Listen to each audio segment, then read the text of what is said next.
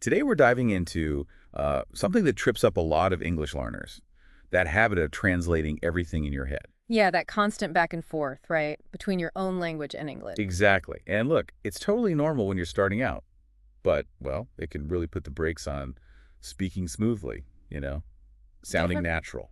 That's spot on. You might know loads of words, understand the grammar, but if your brain's running that translation software constantly, it just slows you right down. Yeah, and it can sound a bit robotic sometimes. Totally. A bit Okay. stilted. So, what we really want to unpack today is how you can make that shift, moving from translating to actually thinking in English. Right. So that's our mission for this deep dive. First, figure out why we even get stuck in that translation loop. Uh-huh. The root causes. And then, more importantly, give you some real practical steps, actionable things you can do to start thinking directly in English. And this isn't just about memorizing more lists of words, is it? No, not at all. It's more fundamental. It's about kind of rewiring how your brain actually interacts with English. Okay, let's get into it then. Why does this happen so much? Why the constant mental translation? Well, I think a lot of it, and our sources point this way too, comes down to how English is often taught initially. You mean like super heavy on the grammar rules? Exactly. Lots of focus on rules, maybe memorizing word pairs, like this means that. Less focus on just communicating. Right. It's like learning the highway code inside out, but never actually getting in the car and feeling how it drives. Oh, I like that analogy. Yeah. Grammar gives you the rules, for sure. But thinking in English, that's the automatic skill, like shifting gears without thinking. That teaching method kind of encourages looking things up mentally, constantly. Like a mental dictionary, yeah. Yeah. And I bet confidence plays a huge part too, right? Oh, absolutely. If you're not quite sure about the English word, it feels safer, maybe, to build the sentence in your native language first and then translate it across. For sure. If you feel a bit shaky on your vocabulary, you naturally lean on what you know best. Your native language feels like the default setting. Makes sense? It's the system you trust. Yeah, and it just feels, well, faster sometimes to form the idea in your first language. But actually, in the long run, it's a detour. It keeps you from that effortless fluency. Okay, so that explains the why. We get stuck because of how we learned, maybe lack of confidence, just habit. Pretty much, yeah. Those are the main culprits. Right. So let's move on to the how. How do we break free? You've laid out 6 steps, 6 strategy to build that think in English muscle. What's step 1? Step 1 sounds almost, well, too simple maybe, but it's powerful. It's just use English for your everyday internal thoughts. Okay, so like the little voice inside your head. Exactly, that running commentary we all have. Start consciously doing that in English, but for simple things. Like what? Give me an example. Okay, so instead of thinking in, say, Spanish, tengo hambre, try to catch yourself and think, oh, I'm hungry.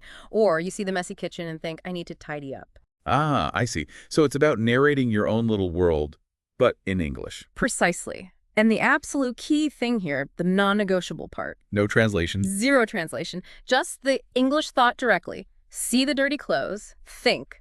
Need to wash these clothes. Or laundry time. Whatever comes naturally in English. Okay. And I guess the good thing is it's just in your head, right? No pressure. Exactly. It's totally private. No one's judging your grammar. It's your mental sandbox to start playing with English thoughts. Cool. Okay. Step 2.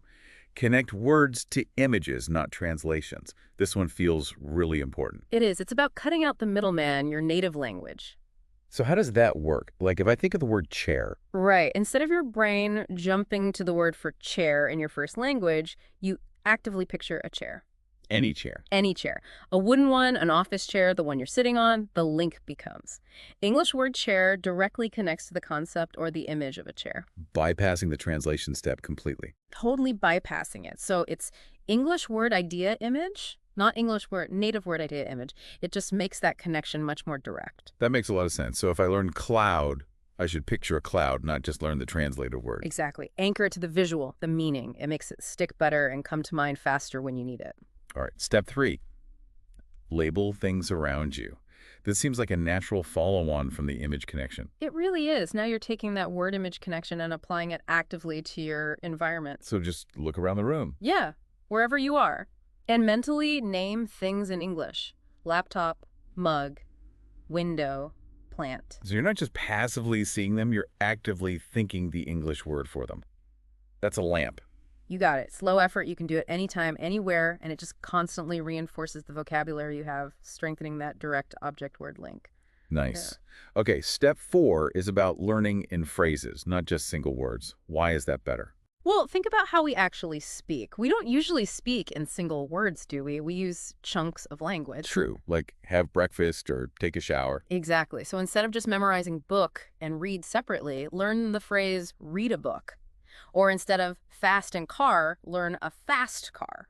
Ah, okay. So you learn the words already connected, how they naturally go together. Precisely. You're learning a complete idea or a common word combination. It gives you context immediately. And actually, your brain finds it easier to recall these chunks when you need them for speaking. So it's more efficient for the brain. Much more. You're learning usable sentence parts, not just isolated dictionary entries. Right. Makes sense. Step 5. Surround yourself with English.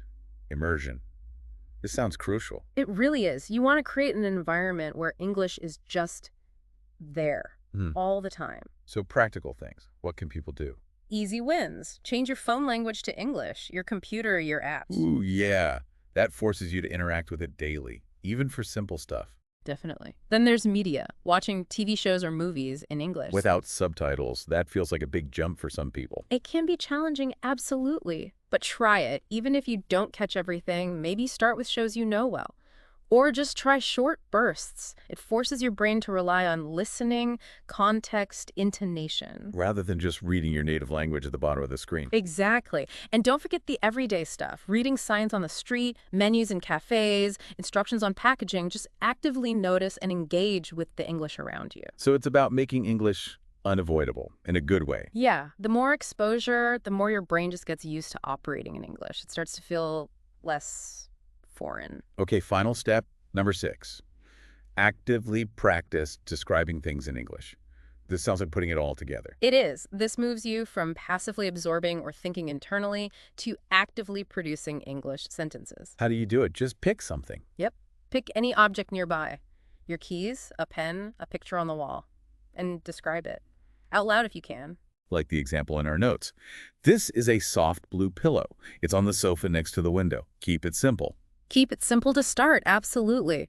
The goal isn't poetry, it's just training your brain to form those English sentences on the fly without planning them out in your native language first. So it's about building that spontaneous description skill. Exactly. The more you do it, the more automatic it becomes. You're wiring your brain to think directly in English when you want to express something. Okay, these 6 steps seem really practical.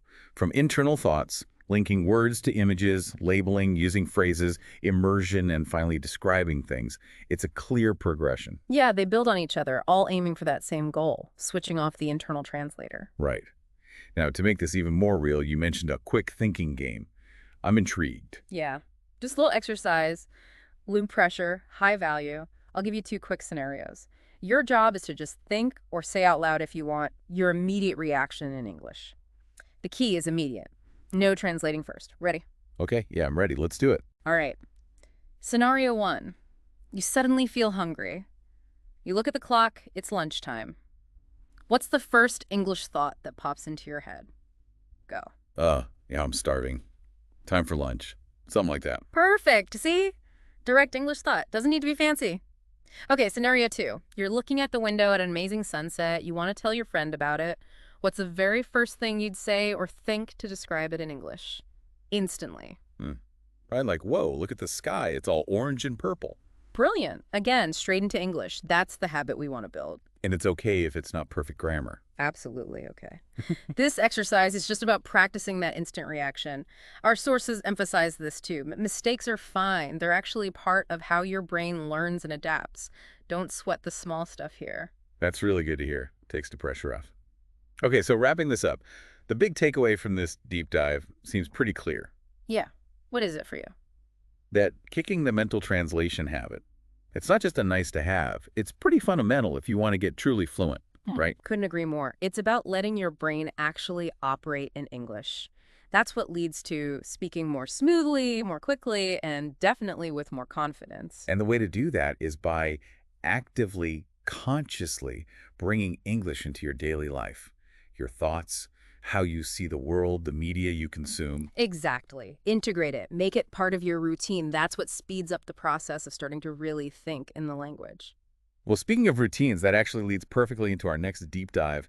We'll be looking at the best daily habits to improve your English. Ah, good one. Yeah, focusing on those small, consistent things you can do every day that really add up over time. Little actions, big results, so definitely join us for that one. We'll cover practical, sustainable habits to give your English a real boost. And if you found this deep dive useful, please do subscribe or follow wherever you're listening. Maybe leave us a review. We genuinely appreciate the feedback. Yeah, it helps others find the show, too. And hey, we'd love to hear from you. What strategies have worked for you in starting to think in English? Let us know on social media. Yeah, share your tips. Thanks for diving deep with us today.